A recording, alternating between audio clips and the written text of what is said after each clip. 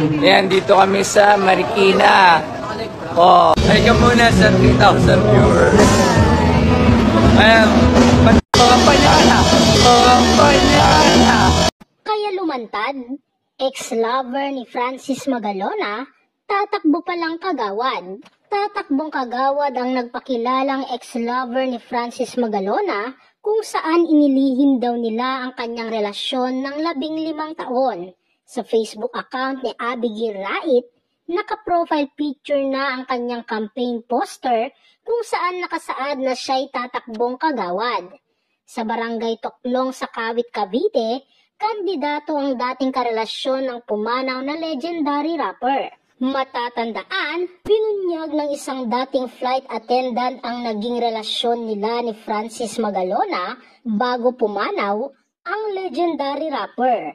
Sa Pinoy Pawn Stars ni Boss Toyo, lumapit si Abigail para ibenta ang isang jersey at ilan pang sign messages sa kanya ni Francis M. Doon niya nilantad na nagkarelasyon pala sila noon ni Magalona. Anya, nakita siya ni Francis M. sa Itbulaga at kinuha ng yumaong rapper ang kanyang number. Nakita niyo naman sa letter na may I love you so much. So meaning to say, may relationship. Wika ni Abigail. Nagbunga ang pagmamahalan nila ni Francis Magalona at pinakilala din niya ang kanilang anak na si Gil Francesca na mismong ang rapper daw ang nagpangalan. Habang sila pa ni Francis M ay doon din daw nalaman na may cancer ang Pinoy King of Rap. Sobrang gumuho talaga yung mundo ko nung time na yon. Kasi okay kami. Ang dami naming plano. Tapos bigla siyang nagkasakit. Saad ni Abigail. Ang pinakamahirap na part is yung situation ko. Hindi ka pwedeng lumabas. Ayoko namang dagdagan pa kasi may sakit na.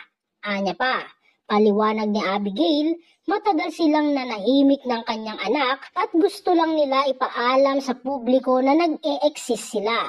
For 15 years, nanahimik ako. I didn't say anything about me and my daughter. Siguro ito naman, ito lang yung karapatan na pwede kong magawa para sa anak namin. Lahad ni Abigail. I know people will judge me but we exist. What we had is real.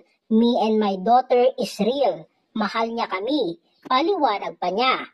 Naibenta niya kay Boss Toyo ang jersey at autograph ni Francis M ng 500,000 at nais niya sanang ma-preserve ito sa museum na itatayo ng social media influencer.